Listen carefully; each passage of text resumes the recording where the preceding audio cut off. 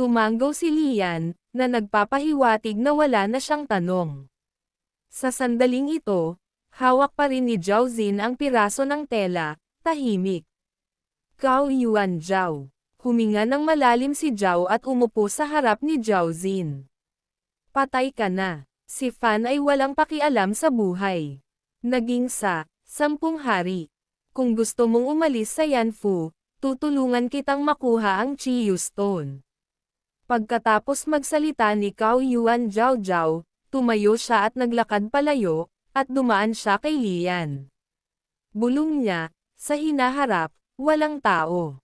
Palihim akong gagamit ng mga balakid para muling harapin ka. Matapos madaanan si Lian, Xiao Yuan Zhao. Tumayo si Zhao sa tabi ni Zhan Yaojin. Kung wala ng mga tanong, ipapaalam namin kay Hutu para ilabas ka sa Yanfu. Marami pa tayong gagawin, upang gawin ng mas maaga sa amin. Bulong ni Dan Miyang sa tenga ni Lian. Inalis ko na sa bibig mo yung bagay. Ngumiti si Lian, tila nagulat. Ngunit tulad ni Zhan Yaojin. Paalis na ang lahat, biglang tumayo si Zhao Xin para harapin muna ang katawan ng kapatid ko. Cao Yuan Zhao. Wala nang sinabi si Zhao at binigyan si Zhao Xin ng 2 oras. Ang iba sa inyo ay maaaring mauna. Si Tra Xiao daw ay huminga ng ilang sigarilyo at tinanong si Zhao Xin, kailangan mo ba ng apoy? Tiningnan ni Zhao Xin ang mga nagkalat na bangkay. Saglit na nag-alinlangan at saka tumango. Naglakad si Tra Xiao daw papunta sa puno ng dugo at pinagsalikop ang kanyang mga kamay bilang paggalang. Sumiklab ang apoy, at kasama si Zhao Xin, nagpaalam sila kay Zhao Wu. Tumingin si Lian sa funeral pyre at biglang sinabi kay Dan Mayong, malapit na akong mamatay, kaya mabuti na itong ginagawa mo. Sandaling nag-alinlangan si Dan Miyang.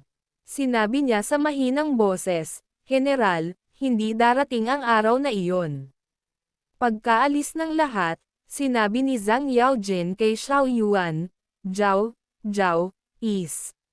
yan na ba ang final decision ng lahat? Ipinagpatuloy ni Zhang Yaojin ang pagpapalaki kay Sifan. Sa sukat, kakailanganin mong kumonsumo ng higit sa 50 taon ng iyong buhay at matulog sa loob ng 2 taon. Ang kanyang conclusion ay ang pagkakaroon ng isang sanggol at pangalagaan ang iyong kalusugan. Bago pa siya makatapos magsalita, pinutol siya ni Cao Yuan at Zhao Zhao. Hindi ako sang-ayon, mahinahong sabi ni Zhan Yaojin. Sige, magre-report ako pabalik. Nang makita ito, gusto ni Xiao Yuan Zhao. Ang kanyang asawa ay wala sa paraan ng pinsala habang siya ay wala, at tiniyak sa kanya ni Zhan Yaojin na siya ay nasa isang kisap mata. Bagong taon noon sa Yangjing. Ang lungsod ay nagniningas sa mga ilaw at bulaklak, na puno ng parehong maligaya na kapaligiran gaya ng bawat taon. Tahimik na binalot ng ina ni Yang Yi si Zong. Si Zi habang ang kanyang ama ay nakaupo sa isang upuang kawayan, humihit-hit ng tubo. Biglang may nagmamadaling katok. Binuksan ng ama ni Yang Yi ang pinto at tumingin sa labas. Isang lalaking magulo ang buhok ang bumungad sa pinto. Nanginginig ang labi ng ama ni Leong habang nakatingin sa lalaki at napabulalas, nagbalik na ang anak ko. Pagkatapos ay lumuhad siya sa harap ng 2 matanda at umiyak ng mapait. Isang nakamamatay na katahimikan ang bumalot sa bulwagan. Si Lian ay muling bumalik sa isang pamilyar na lugar. Ang mga tanawin ni Yanjing ay matangkad sa isipan ng mansyon ng kutsilyo. Ang umaalo na dilaw na ilog ng Fangdi, ang pininturahan na maskara ni Li, at ang mabagsik na paghahari ni na Xiao Yuan, Zhao, at Niyang. Bago umalis, muling lumikha si Dan Niyang. Ang kanyang katawan at pagkatapos ay umatras sa copper coin, hindi na muling lalabas. Nang imulat ni Lian ang kanyang mga mata, siya. Nakita ko ang isang Xiao Dao na nakaupo sa kanyang kanan. Magkaharap silang dalawa. Ang ikinagulat ni Lian ay siya. Hindi na siya bumalik sa kanyang bakanteng silid ngunit sa halip ay nagpakita siya kasama ang may hawak. ng kutsilyo sa isang madilim na bulwagan. Tahimik nilang sinuri ng dalawa ang kanilang mga gantimpala. Inanunsyo ng system na natapos mo na ang kaganapang Yanfo. Sa pagkakataong ito, ang kabuuang bilang ng Yanfo na nakompleto ay 3 beses sa iyong pagsusuri. Ang Yanfo event na ito ay siyang-siyang.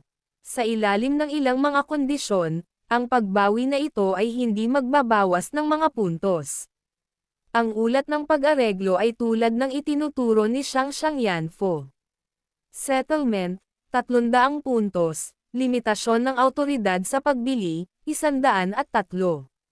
Kasalukuyan kang mayroong 150 Yanfu points. Ito ay isang runaway case. Maaaring mayroong maraming Yanfu inheritance, walang espesyal na reward. Naisip ni Lian sa kanyang sarili na ang Yanfu event ay natapos na sa pagkakataong ito, at hindi mahalaga na walang mga espesyal na reward. Pagkatapos ng lahat, nakakuha siya ng 5 Yanfu scroll. Ang mababang limitasyon sa awtoridad sa pagbili ay tila hindi na-explore at nagkaroon ng malaking epekto sa Yanfo sa sandaling ito. Nagsalita si Tra Xiaodao. Ngayong tapos na iyon, kailangan mo akong ilipat ng 5,000 Yanfu points. Tumanggo si Lian at malapit na. Ilipat ang pera nang biglang sinabi ng may hawak ng kutsilyo na hindi na kailangan. Biglang nangyari ang insidente, at hindi kita masyadong natulungan. Isipin mo na lang na nakukuha ko ang kailangan ko. Medyo nagulat si Lian. Napakaganda ng mga salita ni Xiaodao, ngunit ang kagandahang loob ni Yanfu ay medyo mura. Tumanggo si Lian, hindi nagpahayag ng kahit ano sa sandaling ito. Nagpatuloy si Tra Xiaodao, gayunpaman, maaari mo ba akong pahiram ng 10 0 points? Babayaran kita pagkatapos ng susunod na kaganapan kung pumayag ka. Maghanap tayo ng Yanfu notaryo. Hindi tumanggi si Lian. Sa halip, tinanong niya si Tra Xiaodao, ano? Kailangan mo ba ng maraming puntos? Hindi nagpatalo si Tra Xiaodao. Ang bush at direktang nagpakita kay Lian. Ang mga nilalaman ng kanyang awtoridad sa pagbili, ang pamana ng Ko Etian, ay isang bihirang bagay. Presyo sa lo 3,000 Fu points. Napangiti ng pilit si Lian sa kanyang sarili. Siya ay lumaban ng husto, ngunit ang pinakamalaking kita ay napunta sa kanya. Nagkibit balikat si Lian at matapat na sinabi sa knife wielder na mayroon na lamang siyang higit sa 500 puntos na natitira at na pinakamahusay na maghintay para sa kabayaran sa Yanfu. Sa sandaling iyon, muling sinabi ng may hawak ng kutsilyo, kapag dumating ang susunod na kaganapan sa Yanfu, bumuo ba tayo ng isang koponan? Ang bawat tao ay mag-aambag ng 300 puntos bilang gastos. Nag-isip sandali si Lian. Pagkatapos ay tumanggo siya bilang pagsang-ayon. Ang kanyang kasalukuyang estilo ng pakikipaglaban ay napakamahal. Ang mga eksperimento ni Tra Xiaodao ay maaaring makatulong sa kanya na mabawasan ang pagkapagod pagkatapos na sumabog ang kanyang kapangyarihan. Higit pa rito, nagkaroon ng malakas na pakikipaglaban si Tra Xiaodao, may kakayahan at maraming karanasan. Sa makatuwid, sa mga tuntunin ng pagtaas ng kanyang lakas ng labanan, ang may hawak ng kutsilyo ay angkop. Teammate para kay Lian. Gayunpaman, ang pagiging isang teammate ay kinakailangan, isinasaalang-alang kong ang kanilang mga personalidad ay magkatugma, pati na rin kung ang kasama sa koponan ay may pakiramdam ng responsibilidad. Mahirap para sa dalawang taong may magkasalungat na halaga na umunlad ng magkasama, kahit na sila ay may mga karaniwang interes. Sa kasalukuyan, sina Lian at Tra Xiaodao ay walang batayan para sa pagtitiwala. Marahil ay oras na upang magdagdag ng ilan kalidad, at gagamitin ito ni Lian. Pagsusuri sa ideolohiya para pumirma ng kontrata kay T.R.A. Xiaodao. Pero hindi ngayon. Nang makita si Lian na lumilingon sa paligid, nagtanong si T.R.A. Xiaodao, Hindi ka pa ba nakarating dito? Ito ang puwang ng komunikasyon para sa mga miyembro ng koponan. Kung matatapos ang ating kooperatiba na relasyon, babagsak din ang espasyong ito. Ilang beses mo na bang naranasan ang kaganapang Yanfu? Tumingin si Lian kay TRA Xiao Dao. Kasama na ito, pangatlong beses na ito, tra. Nagulat si Xiao Dao. Kalahating taon ka lang dito. Itinama siya ni Lian makalipas ang 4 na buwan. Kung tanungin, mukhang mas alam ni Yu at Wu Shan ang tungkol kay Yanfu kaysa sa akin. Alam mo ba kung ano ang 9-petaled Shido? Walang itinago si Tra Xiao Dao at ipinaliwanag ang mga antas ng Shido o Sanjiao. Shido, Zuyao, Badayan, Qigong, Luti, Wufang, Laosi, Hu, at Sanqing. Mayroong kabuuang 9 na antas. Nahahati sa 4 na tier. Kung mas mataas ang antas, mas maraming autonomiya. At mga pribilehiyo na mayroon ang isa, at mas maginhawang mag-upgrade ng antas ng isang tao. Bilang karagdagan sa mga pangunahing kondisyon, kailangan din ng isa.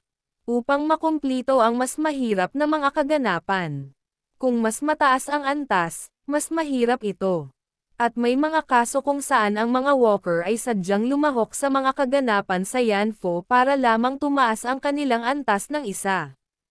Upang maabot ang Shido, kailangan ng isa. Makakuha ng 39 na random inheritance enlightenments. Bada noong 79.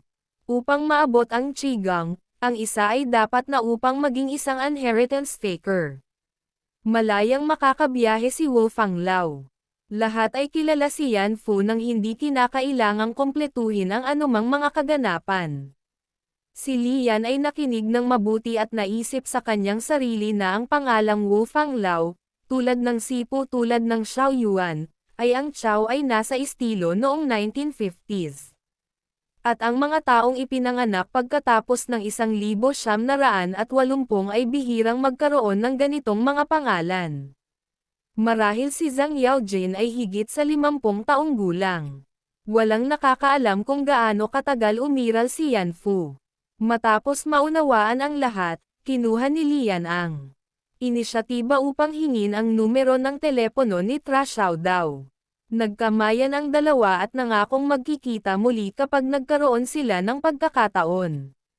Nang maghiwalay sila, naisip ni Tra Xiao Dao sa kanyang sarili, itong autoridad na bumili ng mana na guitan. Kung ilalagay ko ito para sa auction, ang panimulang presyo ay hindi bababa sa 50 0 points. Isa pa rin itong item na walang may-ari. Kailangan kong makalakam ng 3,000 puntos sa lalong madaling panahon. Umalis si Tra Xiao Dao. Nagsindi ng sigarilyo si Lian at pinag-isipan ang kanyang magiging direksyon. Ang kanyang kasalukuyang problema ay habang ang kanyang antas ng paggising ay tumaas, ang kanyang pisikal na fitness ay tumaas din ng isang antas, at ang kanyang mga reflexes ay unti-unting hindi nakakasabay sa kanyang bilis. Sa makatuwid, nang gumawa siya ng isang hakbang, kailangan kong maghanda ng hindi bababa sa 3 bahagi. Kung hindi, magiging madali para sa kanya. Unang mahiwalay sa kanyang kamalayan. Upang payagan ang kanyang kamalayan na umangkop sa kanyang kasalukuyang katawan, kailangan niyang magsanay ng maraming, ngunit ang epekto ay hindi tiyak. Ang pinakamahusay na paraan ay natagpuan pa rin. Isang dayuhang bagay na makakatulong sa pagtaas ng bilis ng kanyang reaksyon o upang makahanap ng kakayahan sa Yanfu. Nirepaso ni Lian ang kanyang mga kakayahan. Tinulungan siya ni Jing Huang Yipian. Mahusay na umangkop sa mga kaganapan. Ang Jufeng Shenfu ay nagpapataas ng antas ng paggising ng Go, na, ayon sa Shachi Changji, ay may mga pahiwatig sa pinakamataas na antas na mana ng Yenla. Sa paghahambing, ang Feng Zi ay nagbigay ng mabilis na bilis ng paggalaw, ngunit ito ay hindi gaanong kapaki-pakinabang. Papalitan niya ito kapag nakakita siya ng angkop na kasanayan. Bumili si Lian ng isang garapon ng yan. Fu at nakatanggap ng isang gintong baboy, na may kakayahang maparalisa sa maikling panahon at maaari lamang magamit ng isang beses nang hindi nababawi. Ngumiti ng pilit si Lian. Naniniwala siya na hanggat nagtitiyaga siya, maya-maya ay babuhitin ng Diyosa ng swerte ang kanyang palda. Pagkatapos ng lahat, bumalik din si Lian sa totoong mundo.